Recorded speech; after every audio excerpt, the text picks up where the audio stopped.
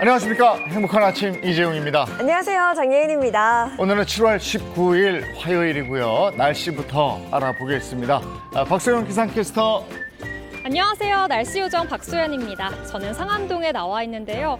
어제보다는 후덥지근한 바람이 불고 있습니다. 네, 아침부터 날이 제법 더운 것 같습니다. 오늘 날씨 어떤지 구체적으로 전해주시죠. 네, 남부와 제주에 내렸던 비는 오늘 오전 중에 그칠 텐데요. 비가 그치면서 전국에 무더위가 찾아오겠습니다. 또 전국 하늘에 구름 많은 가운데 구름 사이로 햇볕이 따갑게 내리쬐면서 전국의 자외선 지수가 매우 높겠는데요. 외출하실 때는 자외선 차단제를 꼼꼼하게 발라주시고 모자나 선글라스 챙기시면 좋겠습니다. 오늘 낮 기온이 크게 오르면서 대기 불안정으로 인해 중북부 내륙과 경북 북동 상지에는 오후 한때 5에서 20mm의 소나기가 내리겠습니다. 소나기가 내릴 때는 돌풍과 천둥 번개를 동반할 수 있어 주의하셔야겠습니다. 오늘 강원 산지에 안개가 짙습니다. 가시거리 200m 미만으로 교통안전에 주의하셔야겠고요. 대부분 해상에서 바람이 강하게 불고 바다의 물결이 최고 4m로 매우 높게 일겠습니다. 동해와 제주 해상에는 너울이 높게 일어 해안가 접근을 자제하셔야겠습니다. 이 시각 현재 기온 서울은 24.4도, 대전 21.1도, 제주는 25.4도 가리키고 있습니다. 전국에 무더위가 예상되는 가운데 비가 내리면서 기온이 내려갔던 남부는 어제보다 5도에서 11도가량 오르겠는데요. 오늘 한낮에는 서울 31도, 대구는 34도, 부산은 30도가 예상됩니다. 당분간 무더운 날씨가 계속될 텐데요. 더위에 지치지 않도록 건강관리 잘 해주셔야겠습니다. 또 목요일과 주말에는 전국에 장맛비 소식이 있습니다. 지금까지 날씨 전해드렸습니다.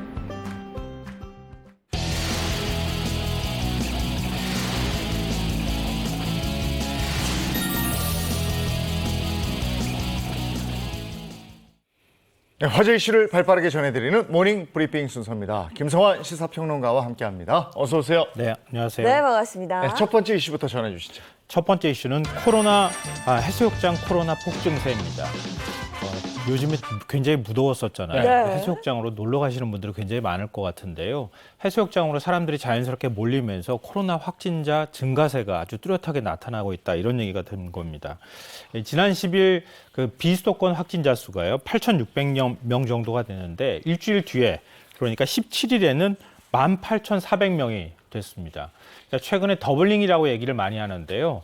더블링 현상이 계속 반복되고 있다. 이렇게 보시면 될 것 같습니다. 근데 더 걱정스러운 점은요. 오늘 신규 확진자 수가 7만 명을 넘어설 거라고 합니다. 이렇게 될 경우에는 7만 명이 넘게 되는 상황에서 해수욕장으로 사람들이 몰리면 거기서 또 확진자가 증가하는 이런 악순환이 반복될 우려가 있다는 얘기입니다. 네, 그러면서 현재 그 비수도권의 코로나19 확진자 수가 늘어나고 있는 건데요. 지역별로 어느 정도나 는 건지 궁금하네요. 부산을 예로 들어서 말씀을 드리면요. 지난 10일, 그러니까 일주일 전쯤 되죠. 그때 코로나19 확진자가 1,200명가량이 됐거든요. 그런데 그 다음에 17일, 그러니까 불과 이틀 전이 될 것 같은데요. 2,500명 정도가 됐어요. 그러니까 딱 더블링 현상이 나타나고 있다 이렇게 볼 수 있고요.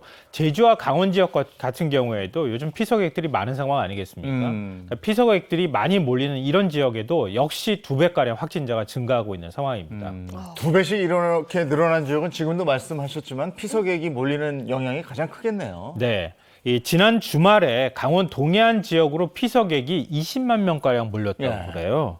그러니까 아무래도 전국 각지에서 피서객들이 몰리는 현상이 나타날 수밖에 없지 않겠습니까? 그러면서 코로나19 확진자도 늘어날 수밖에 없는 상황이 됐는데요. 그러니까 강원 지역만 예를 들어서 말씀드리면 지난주 일평균 확진자 수가 945명이었어요. 근데 그 전주에는 476명이었습니다. 여기도 똑같이 2배가량 확진자가 증가하고 있는 상황인데요. 근데 이렇게 확진자가 늘어나는 상황이 되니까 해수욕장이 있는 지역에서는 비상이 걸려 있는 상황이 됐습니다. 네, 근데 더 큰 문제는 이 피서가 끝나면 피서객들이 원래 자기 지역으로 돌아가잖아요. 네, 그렇죠. 확산세가 전국으로 심하게 퍼지지 않을까 이런 생각 들어요. 그러니까 딱 핵심을 짚으셨는데요. 전문가들은 앞으로가 더 문제다 이렇게 얘기를 하고 있습니다. 변이 바이러스가 유행인 상황이잖아요. BA.5라고 하는 변이 바이러스는 네. 더 전파력이 강하다고 말하고 있잖아요. 해외에서 이런 BA.5라고 하는 5라고 하는 변이 바이러스를 가지고 있는 사람들이 들어오게 될 경우에 그러면 인구가 많은 수도권 지역의 확진자가 늘어나지 않겠습니까? 그렇죠. 그 수도권의 확진자들이 다시 피서지로 가게 되는 거예요. 그럼 피서지에는 전국적으로 사람들이 모여들잖아요. 네. 그러니까 거기에서 전국으로 다시 확산하는 이런 현상이 발생할 수 있다는 얘기입니다. 피서지가 있는 지자체마다 방역 비상일 텐데 글쎄 지자체에서 내놓은 방역 대책이 뭐가 있을까요? 강원도는 휴가철이 끝나는 8월 말까지 특별 방역 기간으로 정해서 방역을 강화하겠다 이렇게 밝혔는데요. 물놀이 시설이 많은 그러니까 해변과 계곡 등 이런 지역을 중심으로 해서 방역 관리자를 정하고 특별 합동 점검에 나서겠다 이렇게 밝혔습니다. 하지만 단속을 강화하면 또 문제가 있는데요. 간신히 지역 경제가 살아나고 있는데 지역 상권에 타격을 줄 수도 있잖아요. 그러니까 지자체의 고민이 깊어지고 있는 상황입니다. 그러니까 지자체 관계자들의 말에 따르면은 지자체 차원에서 방역 대책을 세우기는 현실적으로 좀 쉽지 않은 상황입니다. 그렇기 때문에 정부 차원의 방역 대책을 만드는 게 일단 중요해 보이고요. 지자체 차원에서 방역 대책을 만든다 하더라도 각 그 지역 영세 상인들이라든가 이런 분들이 적극적으로 협조를 해주지 않는 한 다른 뚜렷한 방역 대책을 만들기는 쉽지 않다. 뭐 이렇게 얘기를 하고 있습니다. 우리가 피서지에 가면 자유롭고 싶어지잖아요. 그럼요. 그래서 방역 손 놓을 수도 있는데 개인 방역 충실히 지켜주셔야 될 것 같네요. 자, 다음 이슈 가겠습니다. 다음 이슈는 성폭행 미수범이 13년 전 미제 사건 범인입니다. 지난해 말 90대 성폭행 미수범으로 붙잡힌 50대 남성이 13년 전 여중생 성폭행 사건 용의자의 DNA와 일치하는 것으로 확인이 돼서 재판부가 중형을 선고했습니다. 네, 13년 전이면 이제껏 해결되지 않아서 미제 사건이라고 불렸을 텐데 이번에 어떻게 다 잡히게 된 건지도 궁금합니다. 지난 2월에요. 50대 남성이 성폭행 미수 혐의로 붙잡혔어요. 그러니까 지난해 11월에 원주의 한 주택에 침입해서 90대 노인을 성폭행하려다가 달아났던 거였었거든요. 근데 이 사람을 붙잡아가지고 현장에서 DNA를 네. 채취를 해서 네. 분석을 했는데요. 그러니까 이 DNA와 그동안에 미제로 남아있었던 2009년 용인 여중생 성폭행 사건 DNA 용의자와 일치한다는 사실을 확인한 겁니다. 예. 참 과학 수사가 대단하다 이런 네. 생각을 하게 네. 되는데요. 그러니까 조사 결과 여러 가지 정황도 일치하는 측면이 있는데요. 이 남성이 용인에서 거주한 적이 있었다 그래요. 그러니까 2009년 그 무렵에 용인에 거주하고 있었다. 예. 이게 첫 번째 정황이 될 것 같고요. 두 번째로는 주거 침입 후에 일면식도 없는 피해자를 성폭행하는 범행 수법이 거의 일치했습니다. 그리고 세 번째로는요. 이게 결정적인 증거가 될 수 있을 것 같은데요. 피해 여중생이 13년이라는 기간이 지났어도 가해자의 인상착의 그리고 당시의 피해 상황을 또렷하게 기억하고 있었다고 합니다. 야, 그럼 A 씨는 어떤 처벌받게 됩니까? 이 50대 남성은 이미 그 재판부에서 선고를 받았는데요. 네. 성폭력 처벌법을 적용받아서 징역 10년의 중형이 선고가 됐습니다. 그리고 5년간 신상정보 공개 그리고 10년간 이른바 전자발찌 부착 명령도 받았고요. 아동 청소년 관련 기관 그리고 복지시설에 각각 10년간 취업 제한 그리고 80시간의 성폭력 치료 강의 수강 명령도 받았습니다. 재판부는 피해 여중생은 범인이 누구인지 파악되지 않아서 장기간 정신적 고통을 겪었고 고령의 피해자 역시 범행 당시 공포 등이 매우 컸을 것으로 보인다. 그러면서 중형이 불가피하다고 판시했습니다. 예. 이제라도 13년 전 범행이 드러나서 그리고 처벌을 받게 돼서 그나마 다행입니다. 자, 다음 이슈 가겠습니다. 세 번째 이슈는 대출 금리가 7% 되면입니다. 상상하기도 좀 힘든 이건 뭐, 건데요. 예. 이제 금리가 계속 오르고 있는 상황이잖아요. 네. 미국 금리도 오르고 있으니까 우리 금리도 자연스럽게 오르게 될 텐데 한 3% 정도까지 오를 수 있을 것이다. 이렇게 전망이 나옵니다. 그런데 기준금리가 3%가 되면 시중금리는 한 7% 정도까지 갈 수 있다. 예. 이렇게 볼 수 있거든요. 이렇게 될 경우에는 대출금, 원리금도 갖고 있는 사람이 190만 명에 달하는 것으로 나타났습니다. 특히 금리가 높은 대부업이라든가 아니면 저축은행 등 제2금융권에서 빚을 지고 있는 그러니까 1금융, 2금융에서 한꺼번에 같이 빚을 지고 있는 다중채무가 굉장히 급증하고 있는 상황이거든요. 예. 그렇기 때문에 파산으로 이어지는 사람이 더 많지 않겠느냐 이런 우려가 나오고 있습니다. 네, 금리가 계속 이렇게 오르게 되면 부담을 느낄 분들이 분명히 있을 텐데요. 구체적으로 또 어떤 내용인지 전해주시죠. 그러니까 최근 금융감독원이 금리 상승이 가계대출을 받은 차주의 상환 능력에 미치는 영향과 관련해서 분석한 보고서를 내놨습니다. 근데 여기를 보면 지금 이제 대출자가 한 1,600만 명가량이 되거든요. 그러니까 평균 금리가 현재 한 3% 정도가 되는데요. 시중금리가. 네. 이게 한 7%로 오르게 된다고 가정했을 경우에 가계소득에서 원리금을 상환하는 비율인 DSR이 한 70% 넘는 차주가 190만 명. 네. 그리고 DSR이 90%가 넘는 차주가 120만 명에 달하는 것으로 나타났습니다. 우리가 총 부채 원리금 상환 비율 뭐 이렇게 네. 얘기하죠. DSR 이렇게 얘기하는데 이게 돈 빌리고 뭐 이럴 때 굉장히 큰 지표가 되잖아요. 네, 맞습니다. DSR부터 설명을 좀 해주시겠어요? 좀 쉽게 풀어서 설명해 드리면 이런 거예요. 제가 연간 소득을 번다고 치죠. 네. 100만 원을 벌어요. 네. 근데 이 중에서 매번 꼬박꼬박 원리금을 상환하는 비율이 과연 얼마가 되느냐. 이런 걸 따지게 되는 거예요. 이걸 총부채 원리금 상환 비율, DSR이라고 우리가 줄여서 말하는데요. 예를 들면 100만 원 벌었다고 가정하면요. 70만 원을 빚 갚는 데 쓴다. 네. 그러면 DSR이 70%가 되는 겁니다. 예. 90%라고 가정하면 어떻게 되겠어요? 거의 다 빚 갚는 데 쓰는 거네요. 10%만 그렇죠. 내가 생활할 수 오. 있는 거네요. 70%만 가정한다 하더라도 네. 제가 100만 원 버는데 70만 원을 빚 갚는 데 쓰면 아유. 그 사람들이 먹고는 살아야 될 거 아니에요. 네. 네네. 겨우 먹고 사는 정도다 이렇게 봐야 될 것 같고요. 90%가 된다 그러면 이건 사실상 파산 상태가 되는 그러네요. 거거든요. 그런데 앞서 제가 말씀드렸던 숫자를 합하게 되면 그건 300만 명 가까이 돼요. 네.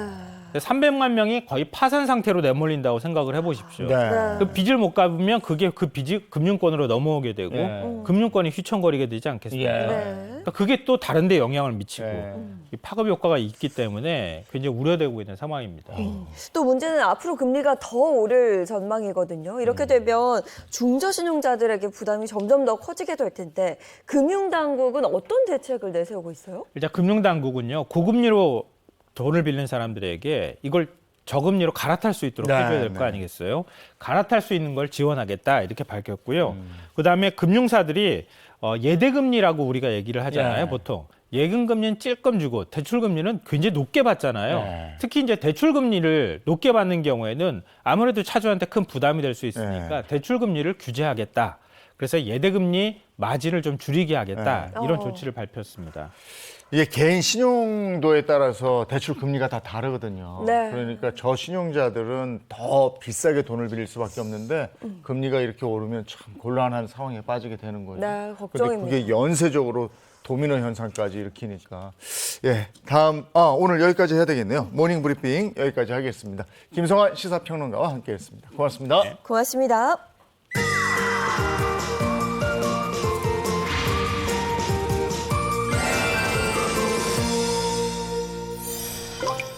요즘 바깥과 실내의 온도차가 엄청나요. 아, 왜냐하면 그쵸. 안에서는 그냥 에어컨 막 돌아가니까 네. 안에서는 춥고 밖에 가면 덥고 이러다 보니까 감기 환자들이 또 이렇게 많더라고요. 네, 제 주변에도 요즘 네. 보면 감기도 그렇고요. 독감 때문에 네. 고생하는 분들도 굉장히 많습니다. 근데 이게 다 감기가 아니래요. 그 감기하고 비슷한 증상인데 비뇨의학과를 찾아야 되는 그런 질병이 있다고 그럽니다. 의사가 직접 찾아가는 코너입니다. 닥터 하우스에서 지금 만나보시죠. 제가 최근에 열이라고 몸살 기운이 있었어요. 그리고 또 옆구리 쪽으로 통증이 조금 있었습니다.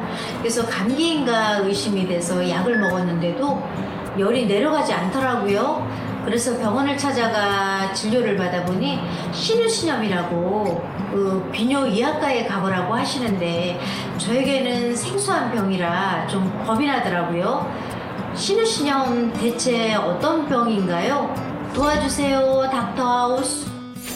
가깝지만 낯선 진료실의 의사를 만나보는 시간 닥터하우스 MC 이정수입니다.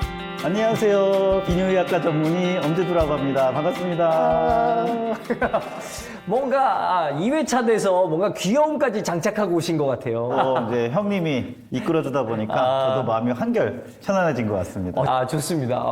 오늘 근데 사례자분 얘기를 들어봤는데 이 시청자 사연 같은 경우는 제가 보니까 신장 질환 같은데 이 신장 질환도 비뇨의학과에서 진료를 하나요? 그럼요. 저번에 말씀드렸듯이 비뇨의학과는 반드시 성생활과 관련된 질병을 바라보거나 배뇨장애만 바라보는 게 아니고 신장 쪽에 문제가 있어도 비뇨의학과에서 검사를 통해서 진단 및 치료를 받을 수 있겠습니다. 신우신염 어디서 들어본 것 같기도 한데 저는 이제 정확하게 명확하게 잘 모르겠거든요. 무슨 병이에요? 많이 이제 생소해 하실 분들이 충분히 있다고 보여집니다. 일단 신우가 어디 있는지부터 좀 이해를 하는 게 중요하겠는데요. 네, 어디 있습니까? 양측 옆구리 쪽에 이제 신장이 위치를 하고 있고 거기에서 이제 소변을 생성을 하게 됩니다. 이 신우라는 곳은 신장에서 요관이 이행되는 그 부위에 소변이 잠깐 저장되어 있는 부위인데요. 아래로 침입한 세균이 요관, 신우, 신장까지 타고 올라가게 되면은 염증을 유발하는 겁니다. 그게 요로를 타고 이렇게 간다면은 이게 뭐 또 흔하게 걸릴 것 같진 않네요.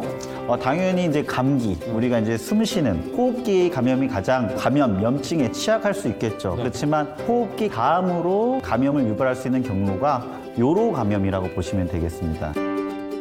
그러면은 이게 조금 나이대라든가 성별이라든가 좀 더 취약한 계층이 있습니까?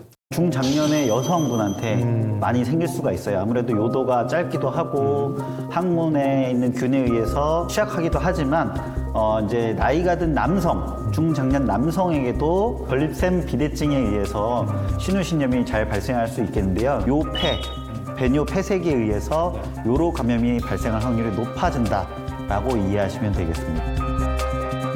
그러면 신우신염이라고 이제 딱 예측할 수 있는 이 증상이 있을까요? 3대 증상으로 예. 이해하시면 됩니다. 첫 번째가 이제 발열, 몸에서 열이 나는 거죠. 네. 그다음에 감기 몸살처럼 으스스한 오한, 축구 떨리는 그렇죠. 감기 몸살 같은 느낌. 세 번째가 바로 옆구리 통증을 유발할 수 있겠습니다. 전조 증상을 반드시 알고 계셔야 되는데 이 전조 증상이라고 하는 것은 배뇨통 또는 절박뇨, 빈뇨, 잔뇨감 같은 방광의 과민 증상부터 발생한다는 것이 바로 신우신염의 전조 증상이라고 이해하시면 되겠습니다. 그렇군요. 그 증상에 장애가 있을 때는 꼭 병원을 찾아야 되는 겁니까? 초기에 적극적으로 항생제를 최소 2주 이상 투여를 해야 되고요.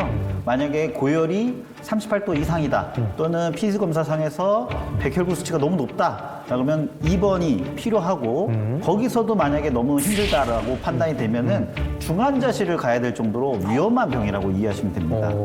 그렇군요. 간단하게 생각하시면 절대 안 됩니다. 자, 그렇다면 우리가 이제 알고 싶지만 좀 묻기 애매했던 것들을 비뇨의학과 Q&A를 통해서 한번 알아보도록 하겠습니다.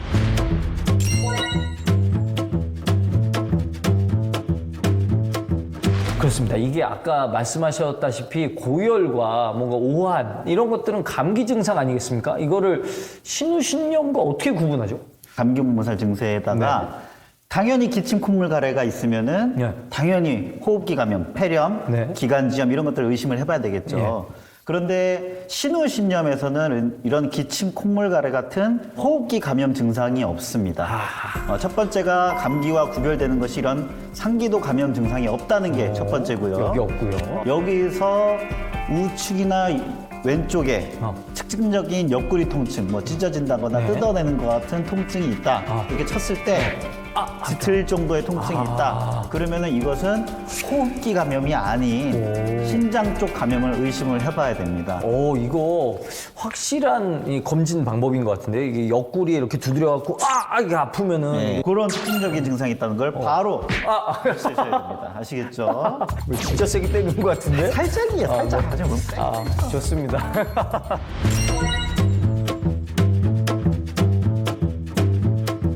당연히 방치하면 안 됩니다. 아, 진짜요? 자연 치유 네. 안 됩니까? 사람의 몸이라는 게 치유력이 있지 않습니까? 신우신염은 간단한 국소염증이 아닙니다. 신장은 신장동맥이라든지 신장정맥 같은 큰 혈관들이 지나다니는 구조물인데 여기에 염증이 생긴 것을 항생제로 치료하지 않고 퍼지게 되면은 전신 감염으로 바뀌게 되고 이게 결국 폐혈증으로 되게 되고 사망에 이르는 경우도 간혹 있기 때문에 반드시 이런 증상이 의심이 되면은 치료를 미루지 마시고 즉각 비뇨의학과로 오셔야 됩니다.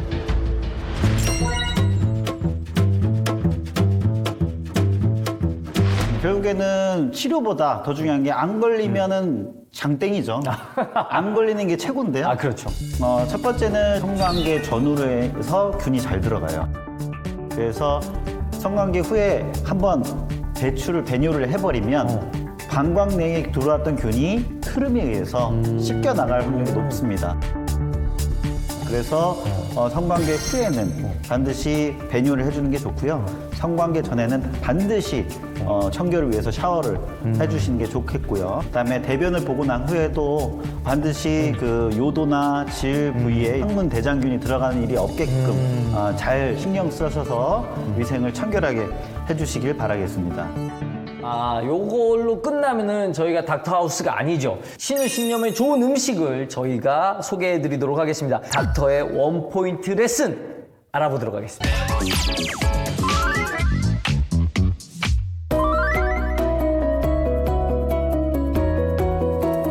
닥터의 원포인트 레슨. 자, 여기 이렇게 많은 음식들이 나와 있는데요. 이 음식들 뭔가요? 신우신염에 좋은 음식이 있고 안 좋고 무리가 가는 음식 재료가 있습니다. 이정수 씨가 봤을 때는 어떤 음식이 이 중에서 신우신염, 신장에 좋은지 한번 맞춰보실까요? 아, 근데 이게 누가 봐도 이게 건강한 과일 있고 그 중에 햄 딱 있으면은 뭐 햄은 신장에 안 좋고 나머지는 다 좋은 거 아니겠습니까? 확실해? 예? 확실해. 약장부리? 확실해. 땡! 아, 땡. 아, 땡! 근데 과일은 무조건 좋은 거 아닙니까, 몸에? 일단 아보카도랑 바나나 같은 경우에는 칼륨이 대량 들어가 있을 수가 있어요. 신장의 기능이 떨어져 있는 환자 같은 경우에는 칼륨을 제때 배출하지 못함으로써 이제 고칼륨 혈증이라 그러죠. 칼륨이 혈액 속에, 체내 속에 축적될 수가 있어요. 이 햄 같은 경우는 가공육이라고 합니다. 네. 그래서 염장 처리를 하기 때문에 이 나트륨 성분이 굉장히 높아요. 이 나트륨이 과량으로 섭취가 되면 신장 기능에 무리가 올 수가 있습니다. 그래서 신부전 환자라든지 신우신염 환자한테는 이런 가공육도 육포 이런 것들은 피하시는 게 좋겠습니다. 검은콩, 마늘, 그다음에 수박이 좋은 걸로 알고 계시면 될 것 같습니다. 이 두 가지 성분은 이제 항염증 작용이 있어서 염증을 가라앉히고 항산화 효과를 통해서 신우신염의 유병률이라든지 또는 증상을 경감시켜주는 효과가 있겠습니다. 수박은 이제 수분이 워낙 다량으로 함유되어 있어서 신장에도 크게 도움이 되고요. 몸에 축적된 나쁜 배출물들을 자꾸 씻어내는 효과가 있겠습니다. 아, 그렇군요.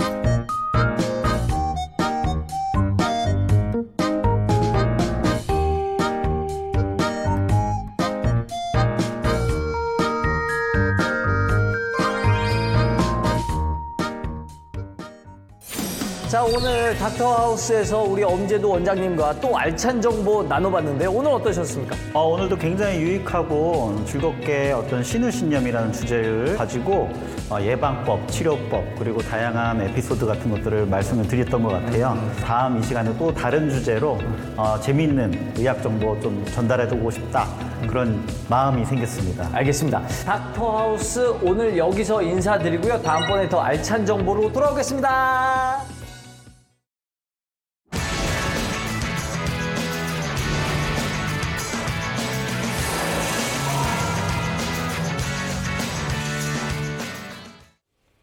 네, 건강한 100세 인생을 위해서 건강 정보 나누겠습니다. 윤영미 아나운서 함께합니다. 어서 오세요. 네, 중년 건강의 아이콘 아나운서 윤영미입니다. 네, 반갑습니다. 또 전재 가정의학과 전문의 배우상 한의학 박사 김정은 식품영양 박사 함께합니다. 반갑습니다. 반갑습니다. 안녕하세요. 어서 오세요. 한 주간 어떻게 지내셨어요? 네, 저 제주에 주로 머무니까요. 네. 휴가로 많이 지인들이 오시잖아요. 관광 가이드 역할 하느라고 바빴습니다. 아, 정말 요즘에 보면 네. 벌써 휴가 다녀오신 분들도 계시고 네. 앞으로 휴가 계획하시는 분들도 많던데 우리 건강 어벤져스 선생님들은 휴가 계획 세우셨어요? 사실 저는 지금 엄청 바쁘게 개인적으로 지내고 있는데요. 사실 여름이 끝나기 전에 저도 어디든 바닷가 있는데 한번 가보는 게 제 휴가 계획입니다. 계획만 있으신 거예요? 네. 네. 저 같은 경우는 매년 이제 바닷가로 많이 놀러 갔었었는데요. 올해는 아마 계곡을 한번 가가지고 오. 시원한 곳에서 차가운 물에다 발을 한번 담그고 싶습니다. 네. 네. 네, 저도 이제 여행 계획을 이미 한 달 전부터 좀 세웠는데요. 이제 그거 바라보고서 좀 더운 여름 견딜 수가 있을 것 같아요. 그래서 근처 맛집을 좀 찾아가지고 네. 그 좀 계획을 세우면서 즐겁게 보내고 있습니다. 일상에서 벗어난다는 자체만 해도 휴가죠. 뭐. 그럼요. 휴가지에서 좋은 곳에서 멍 때리는 것도 필요하고요. 네, 그렇게 나에게 좀 휴식을 주는 것도 굉장히 네. 건강에 도움이 되고요.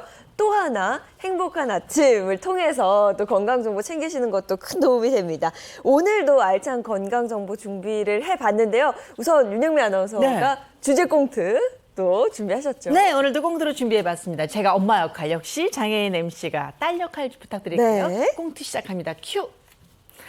안녕하세요. 건강에 관심이 많은 윤 여사입니다. 곧 휴가철이잖아요. 예, 휴가철에 맞춰서 제가 백화점으로 준비를 하러 갔거든요. 그런데 엄마. 나는 레깅스하고 래시가드 살래, 래시가드. 아니 넌 휴가를 가는 거니 운동을 하러 가는 거니 응? 바캉스하면 원피스지 하늘한 그 원피스. 여보세요, 여기 원피스 입어봐도 될까요? 마침 마음에 드는 원피스를 꼭 발견해서 설레는 마음으로 입어봤습니다. 근데 말이에요, 엄마. 어떻게 임신하셨어요? 제가 원피스를 입어보고 여신핏을 상상했는데 아니 글쎄 임신력이 나타나지 뭐예요. 어떡해, 내 휴가 내 원피스 큰일 났네. 제가 여신핏을 상상했는데 세상에 거울을 보니까요 불룩한 임신부가 나타났지 뭐예요. 그야말로 충격이었습니다. 제가 이 나이까지 정말 정상 체중을 유지하느라고 너무 노력해왔는데 제가 복부 비만이라니. 선생님들 제 뱃살 어떻게 할 거예요? 도와주세요. 네, 휴가철에 휴가지 가서 수영복 입고 깜짝 놀라는 분들 아, 있죠? 그죠. 진짜 뱃살은 모든 분들에게 네. 적입니다, 적. 오늘 그래서 네. 가장 위험한 지방 뱃살에 대한 얘기 나눌 거죠. 네. 뱃살은 왜 이렇게 빨리 찌고 안 빠지는지 네. 모르겠어요. 그리고 아주 안 빠진다 뭐 이런 정설도 있더라고요. 네, 맞습니다. 사실 뱃살에 대한 속설이 굉장히 많죠. 그 이유가요, 뱃살이 위험한 지방으로 꼽히는 데는요, 이유가 있습니다. 왜냐하면 뱃살이 많다는 건요, 그만큼 배 안에 내장 지방이 있을 가능성도 높다는 거거든요. 그런데 여기서요, 내장 지방이 있다고 하는 거는요, 그만큼 당뇨를 비롯한 만성 질환이랑요, 심내혈관 질환 같은 다른 질병의 위험이 높아지기 때문입니다. 네. 네, 문제는 이제 비만 유병률이 지속적으로 증가를 했다라는 것인데요. 한번 화면을 함께 보시겠습니다. 네, 화면을 보시면은요, 최근 11년간 비만 유병률은 지속적으로 증가를 했습니다. 2009년 인구 전체적으로 보았을 때요, 29.7%였던 것이 2019년에는요, 36.3%로 6.6% 이상 증가한 것을 볼 수가 있는데요. 또 게다가 또 복부 비만 유병률 함께 보시면은요, 역시 최근 11년간 꾸준히 증가를 했습니다. 특히 남성에게 크게 증가한 것을 또 확인을 해볼 수가 있습니다. 네. 근데 앞서 꽁트에서는 그냥 단순히 예쁜 옷을 못 입어서 좀 아쉽다 정도로 얘기를 했는데 네. 사실은 그렇지 않습니다. 정말 건강에도 네. 안 좋은 영향을 미칠 수가 있습니다. 자, 그래서 지금부터는 가장 위험한 지방, 뱃살. 을 집중 탐구를 해보도록 하겠습니다.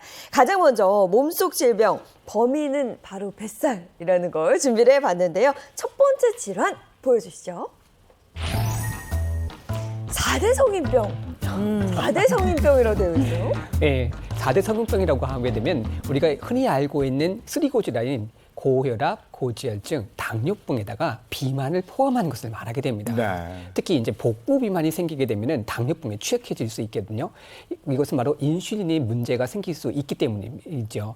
인슐린 같은 경우는 혈액 속에 떠다니고 있는 포도당을 세포 속으로 흡수를 해서요, 혈당을 낮추는 역할을 하게 되는데요. 체중이 증가하게 되면 그만큼 인슐린이 많이 분비하게는 되지만 그만큼 분비한 만큼 인슐린 자체가 포도당을 세포 속으로 끌고 들어오는 능력, 바로 이 부분에 문제가 생겨서 인슐린 저항성이라고 하는 것이 생기기 때문입니다. 그러니까 인슐린은 충분히 분비가 되는데 이걸 운반하지 못하게 된다면은 당뇨 유발률이 높아진다는 얘기겠네요.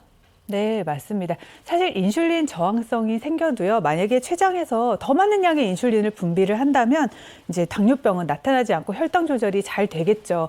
그런데 만약에 췌장에서 지속적으로 너무너무 많은 양의 인슐린을 계속 분비를 하게 된다면요, 췌장도 결국은 만성적으로는 지치게 됩니다. 그러다가요, 췌장이요, 아휴, 나 이제 못 해먹겠다. 더 이상 인슐린 못 만들겠다. 이렇게 되면 어떻게 될까요? 췌장이 인슐린 만들지 않고 그러면 저 당뇨병 걸리는 거 아닙니까? 그렇죠. 네, 맞습니다. 결국은요, 아주 장기간에 이어지면요, 인슐린이 결국 부족해지는 사태가 되고요. 그렇게 되다 보면 혈당은 조절이 안 되게 되고, 그렇게 되면 결국은 당뇨병이 발생하게 되는 거죠. 선생님, 그럼 비만, 특히 복부 비만 사람의 당뇨병 발병률은 어느 정도나 되는 거예요? 네, 통계를 보실게요. 그렇게 되다 보면요, 인구 1000만 명당 당뇨병 발생 비율을 볼 거예요. 정상 체중일 경우에는 6.31인 것과 비교해서요, 비만인 경우에는 16.20이거든요. 그래서 비만인 경우에 약 2.6배 더 높은 것으로 조사됐습니다. 네. 당뇨병뿐만 아니라 비만과 관련된 고혈압도 생길 수 있거든요. 이것을 바로 비만형 고혈압이라고 할 수 있겠는데요. 물론 체중이 증가한다고 해서 모든 분들이 혈압이 높아지는 것은 아닙니다. 그렇지만 체중 증가 자체가 혈압의 큰 원인인 것은 맞죠. 우리 몸속의 혈관에서, 심장에서는요, 혈액을 내뿜어서 혈관 쪽에 영향을 주게 되는데요. 이럴 때 체중이 증가한 만큼 더 많은 혈액이 필요하게 되고 심장은 더 많이 뛰게 되죠. 이럴 때 혈액 자체가 많이 흐르게 되면서 혈관의 압력이 상승할 수 있게 됩니다. 그럼 압력이 더 세질 것 같은데요? 맞습니다. 또 특히 체중 자체가 증가하고 지방 조직이 증가하게 되면 더 많은 산소가 필요하게 되거든요. 이 산소도 또한 혈액을 통해서 전달하게 되거든요. 그렇게 되면 혈류량이 늘어나게 되니까요. 보다 더 많은 혈류량이 늘어나게 되면서 혈압이 높아질 수 있게 되는 것입니다. 고혈압, 고지혈, 당뇨, 비만, 중년이면 누구나 걱정하는 부분인데 여기에 범인이 뱃살이었다 이렇게 되고, 자, 가장 위험한 지방 뱃살, 두 번째 질환은 뭔지 화면 보여주십시오. 비알코올성 지방간. 술을 마시지 않는데 글쎄, 생겨요? 지방간은 술 마시고 이런 분들 생기는 거 아닙니까? 네, 보통 흔히들 우리가 지방간은 술을 드셔야 생긴다 이렇게 생각하시는 네. 분들이 많잖아요. 하지만요, 술을 한 방울도 드시지 않아도 지방간이 생길 수 있습니다. 특히나 우리가 코로나 이제 시대를 겪으면서요, 술을 드시지 않는 여성분들이나 아니면 청소년한테서도요, 비알코올성 지방간이 굉장히 흔하게 나타날 수 있습니다. 몰래 마신 거 아닙니까? 와, 아주 신박한 이슈신데요. 그렇지 않습니다. 네, 보통 이런 지방간이 흔하게 나타나는 주요 원인 중에 하나가요, 체중이 아주 중요한 원인 중에 하나고요. 그 중에서도 복부 비만이 아주 밀접한 연관이 있습니다. 그래서 실제로 몸무게를 빼고요, 운동을 하시고요, 비만을 해결하면요, 자연스럽게 이런 비알코올성 지방간이 해결됩니다. 그래서 지방간으로 인한 증상을 완화할 수 있는 가장 효과적인 방법이요, 복부 비만을 해결하고 체중을 줄이는 게 제시되고 있습니다. 네, 비알코올성 지방간 몰래 마시지 않았는데 그럴 수 있습니다. 몰래한 사랑도 아니고. 자, 가장 위험한 지방 뱃살이 부른 세 번째 질환 뭔지 이어서 보여주시죠. 요실금과 하지정맥류라고 되어 있는데, 아니 이게 어떻게 뱃살 그러게. 때문에 생겨요? 그거 아니잖아요? 단어로만 보시면 전혀 관련이 없는 네네네. 질환 같잖아요. 그런데 이제 뱃살이 늘어나고 특히 복부만이 늘어나게 되면요, 어디가 문제가 생기냐면 복압이 늘어나게 됩니다. 이는 방광을 자극할 수 있어요. 그렇게 되다 보면 일상생활에서 자기도 모르게 소변 조금씩 새는 요실금이라고 하는 증상이 발생될 수 있고요. 특히 이제 복부비만 같은 경우는 체중이 좀 증가하실 수 있잖아요. 이것도 하지 정맥류의 한 가지 요인이 될 수 있습니다. 네. 아니 우리가 세 끼 밥만 먹었는데도 왜 이렇게 뱃살이 나오는가? 그리고 나는 물만 마셨는데도 왜 이렇게 뱃살이 나오는가 이러잖아요. 네. 다 이유가 있을 텐데 저희가 그림을 제시해 드리는데 그 그림을 보고 유추해서 왜 뱃살이 쪘을까 한번 생각해 보시기 바랍니다. 첫 번째 그림부터 볼까요? 네, 보여주시죠. 자, 이거 의자에 앉아 있는데 앉아 글쎄, 있는데 저 자세가 무슨 뱃살하고 관계가 있는 건가요? 그렇죠. 자세도 그렇고 아니면 좀 오래 앉아 있어도 문제가 될 것 같긴 해요. 그렇죠. 오래 앉아 있으면 아무래도 활동량이 좀 줄어들게 되니까 제가 이렇게 아는 분들도 보면 사무실에 주로 있는 분들이 뱃살이 좀 많이 나오시는 네. 것 네, 같아요. 네. 활동량이 줄어들어서 뱃살 나오는 거 맞나요? 맞습니다. 그림에서 보였던 그거예요? 것처럼 뱃살이 찌는 첫 번째 원인이 바로 좋지 못한 자세입니다. 아까 사진에 보셨던 것처럼요. 우리가 의자에 앉아 있을 때 처음에는 허리를 펴고 앉으시거든요. 그런데 점점점 등이 구부러집니다. 숙여지죠. 숙여진 상태에서 특히 이제 허리를 편다고 하지만 배를 앞으로 쭉 내미는 자세가 좀 되실 수 있어요. 그러면서 배가 늘어지게 되고요. 복부의 힘 자체가 떨어지면서 뱃살이 점점점 늘어날 수 있는 하나의 원인이 될 수 있습니다. 자세를 바르게 해야 돼요, 역시. 네. 그리고 제가 아기 낳기 전에는 몸매가 비교적 뭐 운동 안 해도 약간 탄탄했거든요. 예, 믿지 못하시겠지만. 근데 아기 낳고 나니까 이렇게 뭐라 그럴까 이렇게 근육이 없어져서 그런지 이렇게 출렁출렁거리고 그 뱃살이 힘을 줘도 이게 들어가지 않고 이게 뭔가 근육하고도 관련이 좀 있는 것 같아요. 네, 그것도 연관이 되는 것 같습니다. 자, 그러면 뱃살만 찌는 두 번째 이유 뭔지도 한번 보겠는데요. 그림 보여주시죠. 아, 이건 뭐 딱 봐도 이거는, 스트레스죠. 네, 그렇죠. 뭐 고민하고 머리 쓰고. 머리를 부여잡았잖아요. 네, 스트레스가 뭐 만병의 근원. 이건 뭐 다 아는 얘기 아닐까요? 살찌는데도 근데 스트레스가 관여하나요? 맞습니다. 뱃살이 찌는 원인 두 번째가 바로 스트레스인데요. 우리 스트레스를 받게 되면 다이어트 계획하신 분들은 이제 스트레스에 대한 대비 자체를 좀 많이 생각을 하셔야 됩니다. 스트레스 자체가 이제 체중 자체의 증가의 원인이 될 수 있기 때문인데요. 우리 몸 자체가 스트레스를 받게 되면은 이런 어떤 여러 가지 현상들 중에서 특히 이제 과거에 우리 원시 인류 같은 경우 좀 충돌 유도 현상이라고 하는 부분들이 생길 수 있는데요. 맹수 같은 데서 도망치거나 싸우기 형태의 어떤 행동을 하기 위한 한 가지 회피 반응 자체가 생길 수 있습니다. 네. 여러분들 같은 경우는 이제 스트레스 받으시면 윤희만 아나운서는 어떤 몸의 반응들이 있으신가요? 뭔가 혈압이 올라가는 것 같고 막 뒷골 땡기고 목소리가 너무 아파요. 예. 그렇죠. 저는 좀 약간 뭐랄까 호흡이 가빠지는 것 맞아요. 같아요. 씩씩거리게 되니까. 벌개지고 얼굴이. 네. 일단 막 몸이 폭발할 것 같죠. 화가 나요. 그렇죠. 머리도 아프고. 그렇죠. 우리 스트레스를 받게 되면 우리 몸은요, 아드레날린이라고 하는 호르몬을 분비하게 되고요. 혈관에서는 어떤 포도당을 분비할 수 있도록 유도하는 작용을 하게 됩니다. 이렇게 아드레날린과 혈당 자체가 점점 떨어지게 되면요. 그때서 스트레스 호르몬인 코르티솔 호르몬이 분비를 하게 되는데요. 이러면서 어떤 위험한 대처 상황에서 에너지를 끌어쓸 수 있는 역할을 할 수 있게 됩니다. 그런데 이 문제는 이 코르티솔 호르몬에 있습니다. 코르티솔 들어봤는데 이게 식욕하고 혹시 관련이 있는 호르몬 아닌가요? 네, 아주 잘 기억하고 계십니다. 이 콜티솔 호르몬은요, 그 인슐린을 이제 분비하는 걸 촉진하게 되거든요. 그러면 이 인슐린이 분비가 되면은 결국은 식욕을 늘리게 되고요. 결국 식욕이 늘어나면은 체중 증가를 유발하게 되죠. 기억하셔야 될 건 뭐냐면요. 호르몬들은 하나가 올라가면 그걸로 끝나는 게 아니라요. 호르몬 분비들이 결국은 연쇄작용을 통해서 24시간 우리 몸에 작용을 하게 되거든요. 결국은 비만 치료가 어려운 이유는요. 우리가 식욕만 조절한다고 되는 게 아니라 24시간 동안 아주 수많은 호르몬들이 연쇄작용을 통해서 작용을 하고 있기 때문에 우리가 비만 치료를 하는 것 자체도 어려운 겁니다. 그렇게 생각하시면 조금 쉬울 것 같고요. 또 비만과 뱃살이나 비만에 관련된 호르몬 중에서 그렐린이라고 하는 호르몬이 있어요. 이 그렐린이라는 호르몬은 뭐냐면요. 우리 인류가 아주 위험한 상황에 처하거나 기아 상태에 처했을 때 에너지를 아주 축적하게 만드는 호르몬이라서 그때는 아주 도움이 됐던 건데요. 지금은 그런 에너지를 더 축적하게 만들어서 우리가 체중 증가와 식욕을 증가시키는 데 조금 관여를 하게 하죠. 그래서 이런 것들이 결국은 뱃살을 증가시키는 데도 지금은 조금 영향을 미친다. 그렇게 생각을 하실 수가 있습니다. 네, 또 이 스트레스로 인해서요, 호르몬의 분비뿐만 아니라 우리가 이제 감정적인 식사를 유도한다라고 볼 수도 있는데요. 우리가 뭐 드라마 같은 데서도요, 뭐 실연을 당했다든지 이제 그랬을 때 아이스크림 큰 통을 뭐 밥숟가락으로 떠서 먹는다든지. 많이 봤죠. 네. 그리고 이제 뭐 금전적으로 큰 손해를 본다든지 또 이러한 큰 스트레스를 받았을 때 폭식으로 이어지는 것을 종종 우리가 묘사를 하거나 또 경험을 해보셨을 거예요. 자, 그렇게 되면은 스트레스를 푸는데 우리가 먹는 것으로 해결을 하는 경우들이 많이 있는데 이렇게 음식을 먹는 동안 또 폭식으로 이어지는 동안 그 순간에는요. 굉장히 또 행복감을 느끼는 도파민이라는 또 호르몬이 분비가 된다고 합니다. 네, 아니 제가 그래요. 저는 그것도 그냥 평범하게 맛있는 음식 먹는 게 아니라 입안이 얼얼할 정도로 매운 음식을 좀 과하게 먹는 버릇이 있거든요. 실제로 많은 분들도 그런 것 같아요. 네, 맞습니다. 스트레스를 받게 되면은요, 좀 자극적이고 또 뭐 당분이 많거나 좀 맛이 강한 음식들을 찾게 되는데요.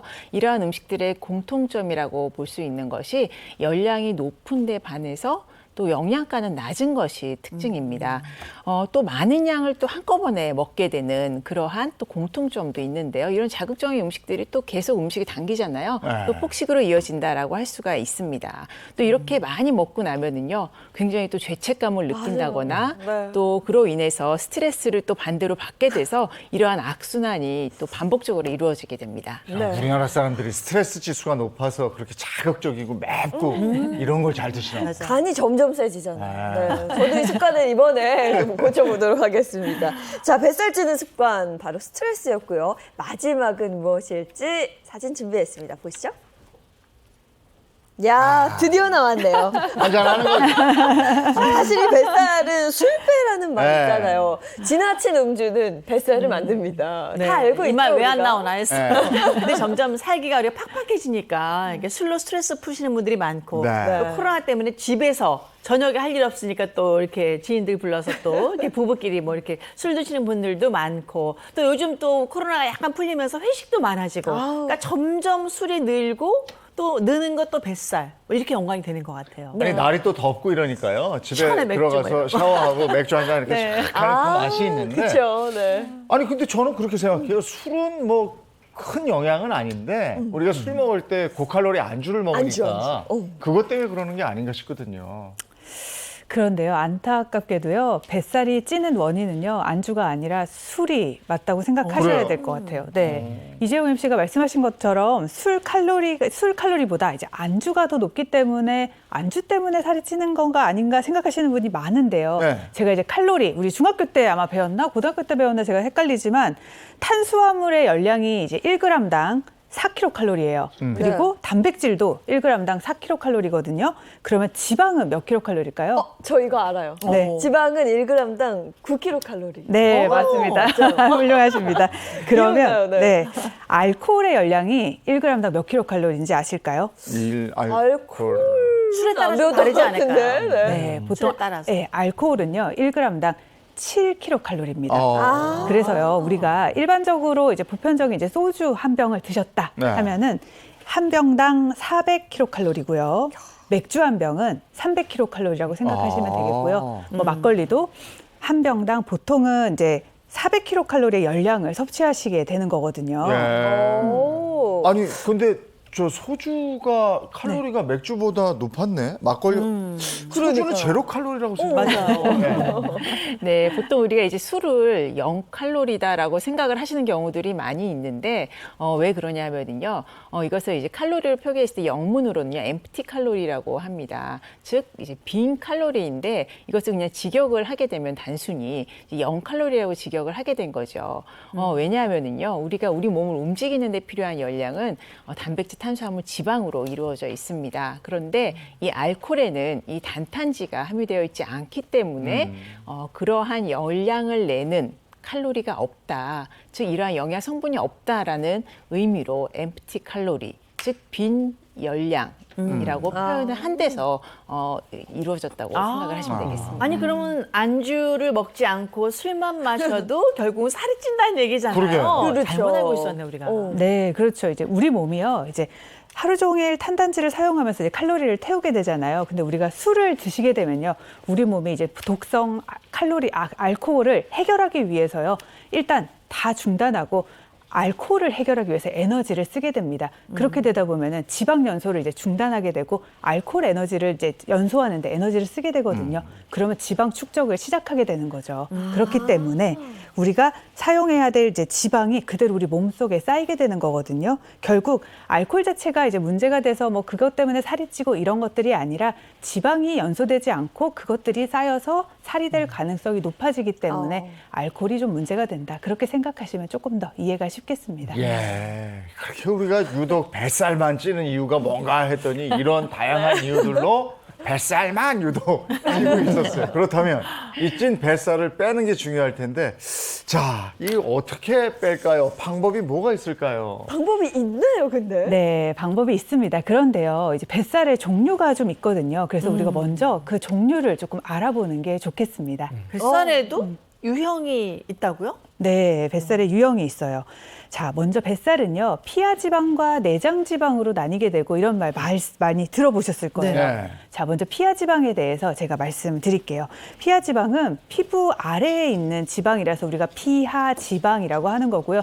제가 환자들에게 이제 비만 치료할 때 말씀드릴 때는요. 저한테도 많이 있는데 이렇게 잡을 때 잡히는 거를 피하 지방이라고 하거든요. 한번 잡아보시면 많이 잡히실 거예요. 많이 잡죠? 네, 손으로 만질 수가 있습니다. 넉넉하게. 주로요, 우리 여성분들은 이제 폐경하시고 나면 더 많이 잡히게 되는데 아랫배 쪽에 많이 몰려 있습니다. 그래서 많이 잡을 수가 있고요. 아랫배가 많이 나왔다면 피하 지방이 많이 있다고 보실 수가 있고요. 이렇게 피하 지방이 많이 있을수록요. 과체중이나 비만으로 갈 확률이 높다. 이렇게 생각하시면 되겠습니다. 아니 근데 선생님 피하 지방은 건강에 좀 덜 해롭다 이런 말 저는 들었었거든요. 네, 지방을 이렇게 분류할 때 피하 지방이 다른 지방에 비해서 좀 덜 해로울 수 있다. 이렇게 보시면 되는 거지. 그게 뭐 이롭다. 이렇게 생각하시면 안 되겠습니다. 피하 지방이 많으면요. 과체중과 비만에 걸릴 확률이 높고 결국은 이 지방 세포들은요. 결국 몸 안에서 만성 염증을 일으키고 이런 염증들이 각종 질병의 위험을 일으키기 때문에 건강에 해로울 수 있다고 생각을 하셔야 되겠습니다. 내장 지방은 우리 장기에 쌓이는 지방 이걸 얘기하는 거잖아요. 맞습니다. 네. 내장 지방 같은 경우는 이제 장기 자체 사이에 쌓이는 지방을 말할 수 있는데요. 그래서 앞서서 전재 선생님이 말씀해 주셨던 피하 지방 같은 경우는 손으로 잡을 수 있고 눈으로 볼 수 있는 반면 내장 지방은 눈으로 보이지 않고 안 속에 있는 지방이라고 볼 수 있겠습니다. 피하 지방보다는 이 내장 지방이 건강에는 더 위험할 수 있어요. 앞서 말씀드렸던 여러 가지 어떤 성인병이라든지 각종 질환뿐만 아니라 몸 안에 염증을 유발시키기 때문에 매우 관심 있고 또 주의 깊게 살펴보셔야 될 지방이라고 생각이 됩니다. 네, 피하 지방은 사실 눈으로 보기에도 보이고 내가 이렇게 만지면 좀 지방이 쌓였구나 이거 알 수 있는데 내장 지방은 이거 볼 수 있는 방법이 없잖아요. 네, 그래서 내장 지방과 피하 지방을 구분하는 이제 몇 가지 방법들이 있어요. 딱 단정지어서 말을 할 수는 없는데요. 조금 구분하기 쉽게 설명을 드리면요. 배꼽을 기준으로 해가지고 윗배가 조금 더 나오신 분들이다. 이러면요. 내장 지방이 조금 더 많을 확률이 있습니다. 배꼽을 기준으로 배꼽을 기준으로 위쪽이 나왔다. 여기는 아직 그렇죠. 괜찮은 것 같은데. 공평한데요? 그래요? 약간 아리송한데요? 네. 다음 구배법은 뭐예요? 두 번째 방법으로는요. 배꼽 위쪽에 허리둘레를 한번 재보시는 겁니다. 남성의 경우에는 한 90cm, 35.4인치 이상이고요. 여성의 경우에는 85cm, 33.5인치 이상이라고 생각이 되면 내장 지방에 문제가 생겨서 비만이 생긴 거라고 할 수 있습니다.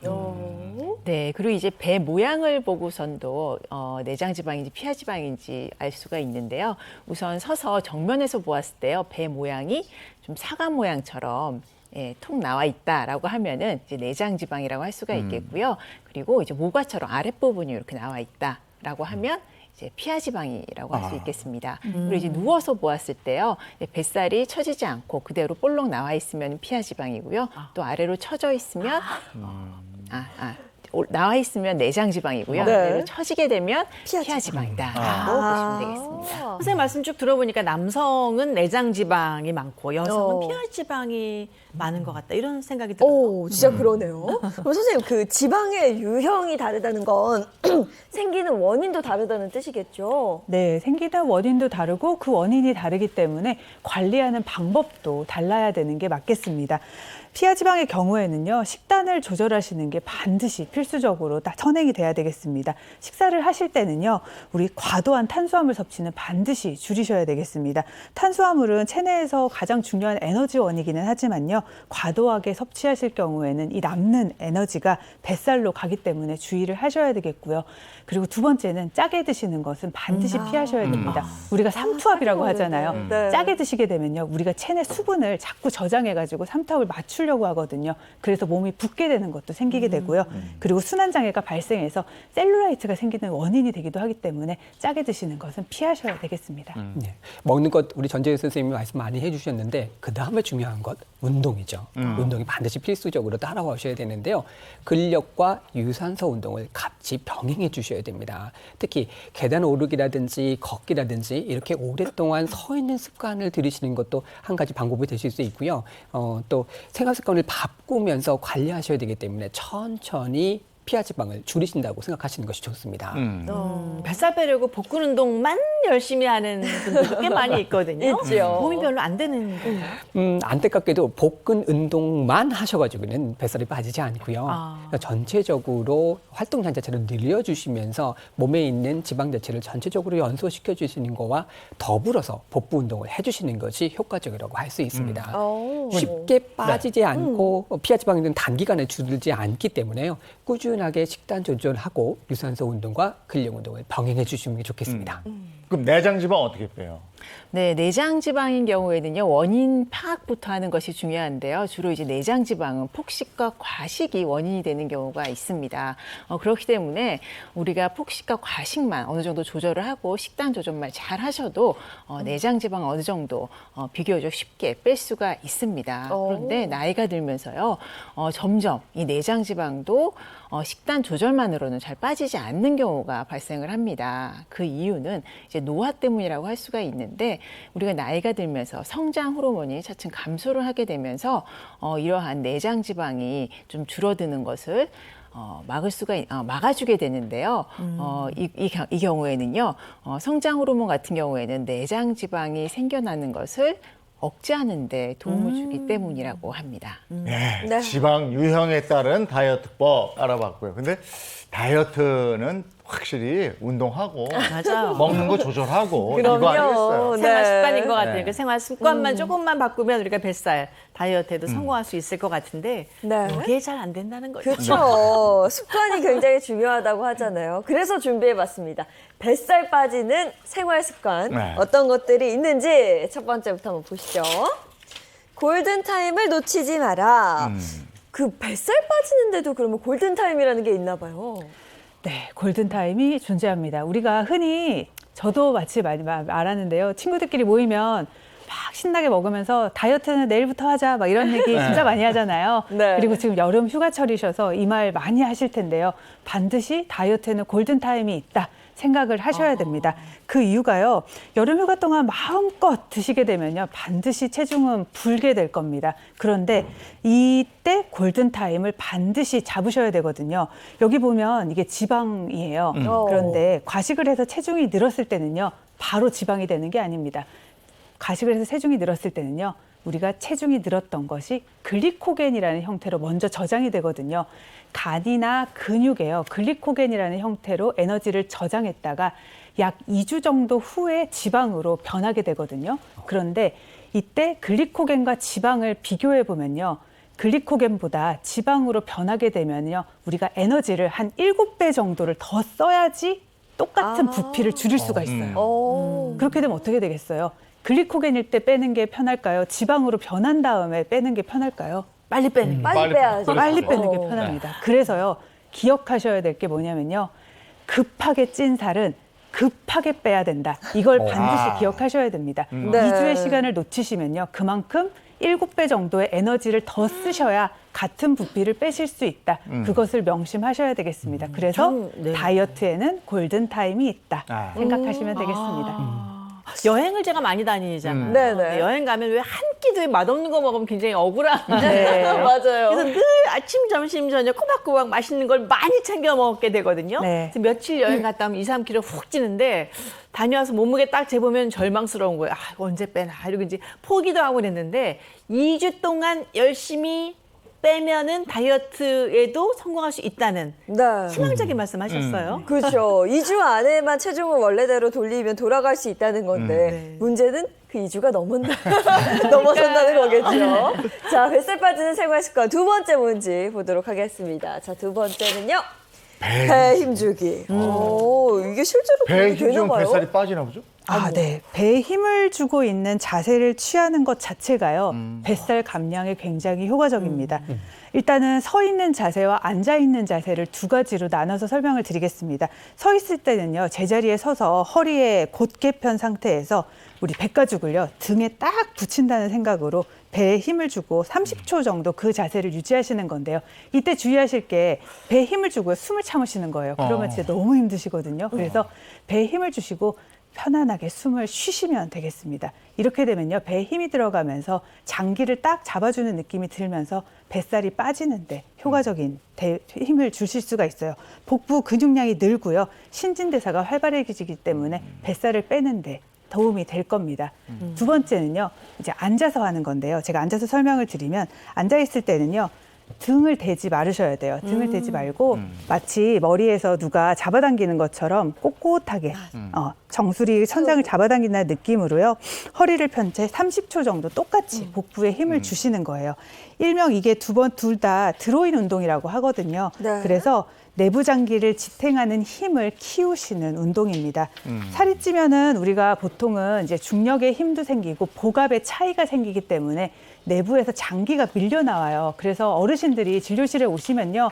나는 먹은 것도 없는데 왜 이렇게 배가 자꾸 나와 이렇게 하시는데요. 사실은 복벽의 힘이 약해져서 대장이나 소장이 밀려 나와서 이게 뱃살처럼 보이는 경우가 되게 많거든요. 그래서 결국은 복근의 힘을 키우셔서 장기가 밀려 나오지 않게 복근을 늘리시는 게 이제 굉장히 중요하겠습니다. 그래서 우리 앉아 계신 채로 한번 해볼 거거든요. 네. 먼저 등을 대지 않으시고요. 정수리를 누가 잡아당긴다는 느낌으로 허리를 편 채 30초 정도 복부 힘을 주시는 건데요. 원래 30초 정도 하셔야 되는데 오늘은 제가 10초만 세도록 하겠습니다. 자, 한번 배에 힘을 주시고 자, 숨을 참으시지 않으시고요. 숨을 쉬시는 상태에서 쉬면서? 한번 해볼게요. 10, 9, 8, 7, 6, 5, 4, 3, 2, 1. 유정민 선생님 숨 쉬셨죠? 네. 근데 숨이 어떠세요? 자연스럽게 안 쉬어져요. 그죠? 잘안 쉬시죠? 이렇게 의식적으로 숨을 편하게 쉬시려고 노력하시면 배에 더 힘이 들어가거든요. 네. 힘이 잘 안 들어가요. 이게 만만치가 숨을 안 않네요. 차고. 네네네. 네, 그러니까 이 배 쪽에 근육이 없는 분들은 더 힘들 것 같아요. 그렇죠. 네. 이거를 이제 수시로 일하실 때나 TV 네. 보실 때나 시간이 나실 때마다 하루에 30초씩 계속 수시로 해주시면요. 네. 복근 힘을 키우시는 데는 굉장히 도움이 되실 겁니다. 30초 하면 근력 운동했을 때처럼 배가 조금 이렇게 땡기고 아프지 않을까요? 네. 효과가 있을 겁니다. 네. 네. 근데 제가 TV 볼 때도 이 자세를 취해 주세요라고는 얘기를 못 하겠어요. 편안하게 봐야 왜냐면 TV는 좀 편하게 이렇게 하고 봐야 되는데 누워서 봐야 되고. 우리가 TV 보면서도 육사생도들처럼 이렇게 딱 할 수 있어요. 쉽지 않죠. 그렇죠? 네. 근데 이것보다도 더 간단하게 뺄 수 있는 방법이 있다면서요. 우리 전재 선생님이 이제 복근 자체에 힘을 주시는 걸 말씀드렸는데 두 번째 방법 중에 하나가 복식 호흡입니다. 우리 배로 숨을 쉰다라고 하는 걸 많이들 아시잖아요. 그래서 숨을 쉴 때 배 자체가 좀 풍성하게 좀 나올 수 있도록 호흡을 코로 천천히 들이쉬시면서 배를 쭉 내신 상태에서 5초간 정도 살짝 참아주셨다가 다시 호흡을 내쉬시면서 배에 풍선이 바람이 빠지듯이 배꼽 자체가 등 쪽에 붙어주는 형태를 해주시게 됩니다. 네. 이렇게 숨을 들이쉴 때 배가 앞으로 나오면서 부풀어 올리시고요. 한 5초간 참으셨다가 다시 숨을 내쉬면서 배꼽을 등 쪽으로 당겨주시는 역할을 하시는 것이 바로 복식 호흡인데요. 아까 전재 선생님은 지속적으로 앉아 계시는 거지만 이거는 좀 운동을 왔다 갔다 하실 수 있는 방법이 되니까 조금 쉽게 뱃살을 잡는 방법이 될 수 있겠습니다. 네. 이거 할 때 전재 선생님이 알려주신 거 같이 해도 그러네요. 도움이 될 것 같아요. 네. 숨을 쉬면서 해야 되니까 하면서 쫙 당기는 느낌 주면 네. 되는 거잖아요. 네. 숨 쉴 때 이렇게 이 복근 사용해서 하니까 요게 힘이 딱 들어가고 뱃살 빼는데 확실히 도움이 될 것 같아요. 맞아요. 뭔가 약간 정신적으로도 안정감이 좀 네. 드는 것 같아요. 저 막 떨리거나 막 이렇게 흥분될 때 약간 복식호흡하면 이게 뭔가 이렇게 캄해지는 것 같은 느낌이 있거든요. 맞습니다. 이 복식호흡의 우리 장점 같은 경우는요. 우리가 평소에 호흡을 할 때는 횡격막을 그냥 가볍게 움직이면서 호흡을 하게 되는데 배를 움직이기 때문에 좀 더 깊은 호흡이 되고요. 장 자체를 좀 자극 주면서 노폐물을 바깥으로 뺄 수 있는 호흡이 될 수 있으니까 도움이 되실 수 있겠습니다. 네, 뱃살 빠지는 자세와 호흡법까지 배워봤고요. 이어서 세 번째 보도록 하겠습니다. 보시면 예쁘게 보기 좋게라고 되어 있는데 이거는 뭔지 전혀 모르겠어요. 네. 뱃살은 물론이고요. 이제 다른 부위 관리를 위해서도 평소 칼로리 섭취를 조절하는 게 굉장히 중요하잖아요. 이때 식탁을 예쁘고 보기 좋게 꾸미시는 걸 추천을 드립니다. 무슨 얘기냐면요. 음식을 올리실 때요. 냄비나 그릇 하나에도요. 여럿이 이제 먹기보다는 예쁜 개인 접시를 이용해서 덜어 드시는 것을 덜어 드시면 섭취량을 줄이실 수가 있습니다. 근데 우리 주부들은 설거지거리 많이 나온다고 개인 접시 잘 안 쓰고 그리고 네. 또 음식은 덜어먹고 맛없어 이러면서 막 같이 퍼먹고 개인 접시 꼭 사용해야 되겠네요. 네, 그리고 또 급하게 드시지 마시고요. 앞서 말씀드린 대로 이제 클래식 음악을 트신다거나 이제 천천히 씹어 드신다거나 이제 음식 섭취를 조금 천천히 하실 수 있는 방법들을 쓰시면 포만감도 늘릴 수 있고 섭취량도 좀 줄일 수 있기 때문에 아주 좋은 방법이 되실 것 같습니다. 네. 우리가 뭐 먹을 때 마지막 한 입 참아야 되는데 네. 야, 요거 아깝다고 먹게 되고 또 아이들하고 같이 먹다가 아이들 남긴 거 있으면 그거 맞아. 아까우니까 또 먹게 되고 그게 우리 뱃살 만드는 주범이었습니다. 자, 그럼 이제 본격적으로 뱃살 빼는 방법을 제안해 드릴게요. 최고의 건강 비법 최건미 첫 번째 비법 공개합니다. 네, 제가 준비한 오늘 이제 내장 지방을 빼는 네. 건강 비법은요. 네, 흰 강낭콩을 이용한 스프입니다. 스프 너무 좋죠. 네. 내장 지방에 콩이 좋다는 건 알고 있었는데 지금 알려주신 게 흰 강낭콩이 좋은 거예요, 더? 네, 맞습니다. 그렇군요. 흰 강낭콩 같은 경우는요, 성분 자체에서 단백질은요, 우유에 한 7배 정도 들어있고요. 또 식이섬유 같은 경우는 바나나에 한 1.2배, 칼슘 같은 경우는 새우에 약 30배 정도가 들어있을 정도로 풍부한 영양성분을 가지고 있습니다. 또한 흰 강낭콩에는요, 파세올로아민이라고 하는 성분 자체가 들어있는데요. 이는 아밀라제의 기능을 막아서 탄수화물 흡수를 줄여주고 콜레스테롤 수치를 낮춰준다는 효과가 있어서 기대를 많이 하고 있는 식품 재료이죠. 그럼 뭐 탄수화물 흡수를 좀 줄여주고 콜레스테롤 수치를 낮춘다면은 뭐 탈영양이 다이어트에 굉장히 도움이 되겠어요? 맞습니다. 그래서 탄수화물을 줄여주기 때문에 내장지방이 쌓이는 것을 조금 감소시켜줄 수 있는 데다가요. 당기수가 14밖에 안 됩니다.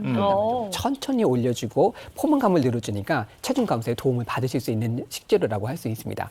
다만 날곳으로 두시면 렙틴이라고 하는 성분 자체가 있어서 구토라든지 설사를 유발할 수 있으니까요. 팔팔 끓는 물에 한 10분 정도 끓여 드시는 것이 좋습니다. 네, 탄수화물 흡수는 줄여주고 콜레스테롤 수치를 낮춰주는 효과가 있다고 하니까 정말 좋은 다이어트 식품일 텐데요. 네. 재료 소개 먼저 하나하나 좀 들어보도록 할게요. 네, 흰 강낭콩 스프니까 요 이제 네이비빈 흰 강낭콩이죠. 예, 네. 들어가는데요.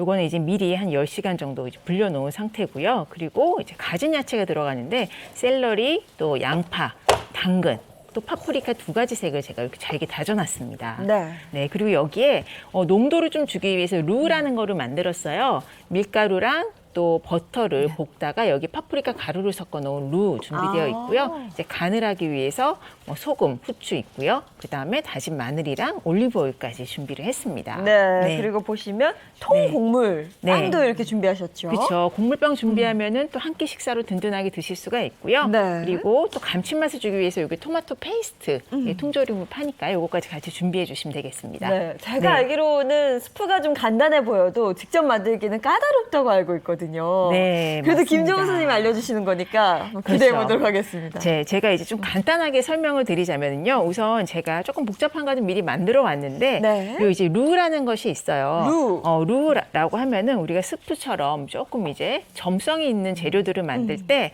그런 음식을 만들 때 사용을 하는 건데요. 일단 버터에 밀가루를 약한 불에서 천천히 볶다가 여기에 파프리카 분말을 조금 넣어가지고 이렇게 좀 덩어리 형태로 만들어 놓았는데, 쉽게 생각을 하시면은 우리가 국에 그 콩가루나 들깨가루 넣어가지고 좀 걸쭉하게 하잖아요. 네네. 예, 그런 느낌이라고 생각을 하시면 되고요.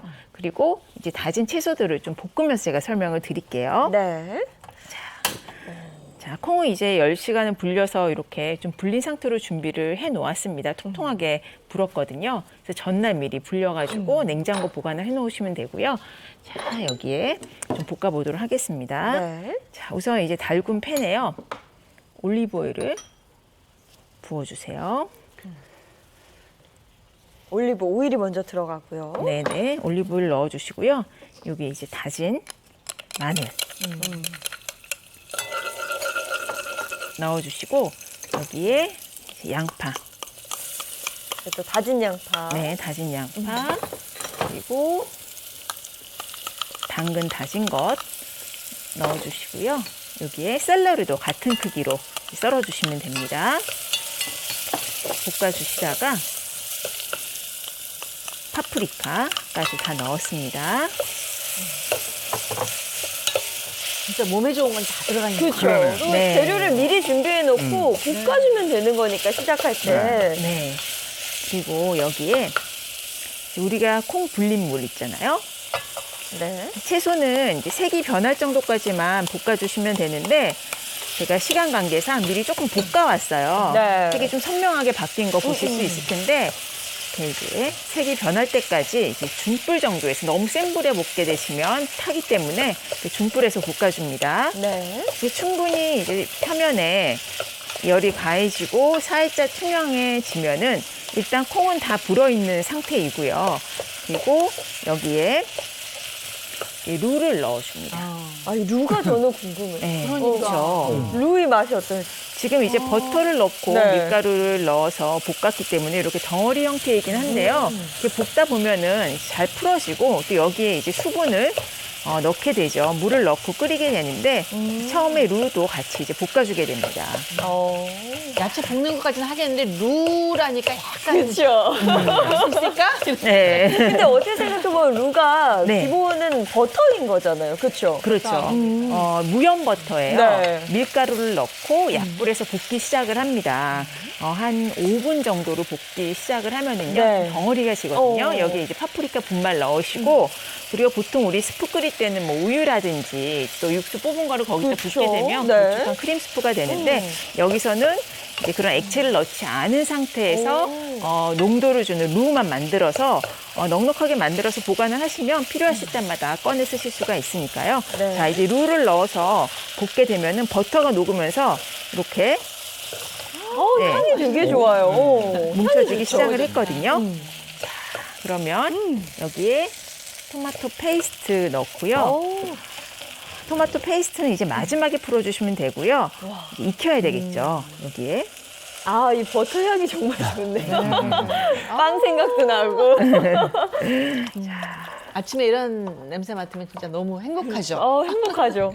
네, 그리고 이제 처음에 조금 복잡하게 느껴지실 수가 있는데, 이렇게 넉넉하게 만들어 놓으시면은 소분해서 냉동 보관해 놓으셨다가 예, 해동해서 드시면 되고요. 네. 또 여름철 같은 경우에 해동만 하셔도 되고, 또 따끈하게 냄비에 한번 데워 드셔도 되고요. 네. 예, 한번 조금 애써가지고 만들어 놓으시면은 며칠 동안 예, 쉽게 만들어 드실 수가 있습니다. 네. 여기에 그렇게 어렵지 않은 것 같아요. 재료만 준비를 싹 해놓으면 네. 그다음에 뭐 볶고 넣기만 하면 되는 거니까. 네, 맞습니다. 네. 자, 여기에 이제 소금, 후추 간을 해볼게요. 네. 소금, 후추까지 넣어서 완성하시면 됩니다. 네. 이렇게 해서 끓여주기만 하면 되는 거죠? 네, 맞습니다. 네. 이렇게 해서 끓여주시면 호밀빵이랑 곁들여가지고 이제 담아내시면 됩니다. 그 호밀빵 지금 이 통곡물 식빵이 준비가 되어 있는데 이것도 혹시 내장 지방에 괜찮은 건지 아무래도 빵이잖아요. 그것도 좀 궁금한데요. 네. 우리 단순 탄수화물보다는요, 이 정제된 탄수화물보다는 통곡물은 소화가 천천히 되는 복합 탄수화물이라서요, 혈당을 천천히 올리고 지방으로 분해 전환되는 것을 최대한 줄여주고요, 통곡물로 된 통밀빵 역시도요, 내장 지방으로 전환되는 것을 줄여주는 데 도움이 되겠습니다. 아니 통곡물이 좋은 건 알지만 그래도 빵이잖아요. 아, 네. 그래도 통곡물로 된 빵도요, 내장 지방이 네. 쌓이지 않도록 하는데 도움이 되겠습니다. 예, 네. 요 앞에 있는데 한번 찍어서 먹어볼게요. 빵이랑 같이 스프를 콕 찍어서 맛을 네. 한번 보세요. 아 맛있다. 그래요? 아니 이건 다이어트 메뉴가 아닌데요. 너무 맛있는. 아니 그리고 이게 스프가 식었는데도 이런 맛을 내니까 따뜻할 땐 또 얼마나 맛있겠어요.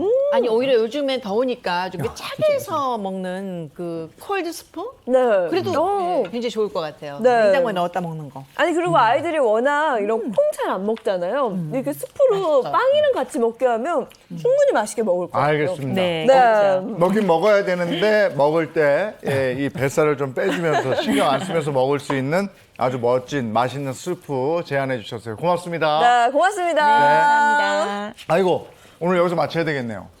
지금 시간이 다 됐어. 그래요? 자 건강하십시오. 뱃살 빼고 오늘 고맙습니다. 고맙습니다. 요즘에 덥다고 안 움직이는 분들도 계실 텐데 네. 걷기 운동이라도 꾸준히 하시면 뱃살 관리에 도움이 되겠죠. 네, 하루 10분 정도만 네. 걸으셔도 도움이 되니까요. 오늘은 한번 천천히 걸어보시면 산책해보시면 어떨까 싶습니다. 좋은 하루 보내시고요. 저는 내일 아침 7시 30분에 돌아올게요. 행복한 아침, 행복한 하루 되십시오. 고맙습니다. 고맙습니다.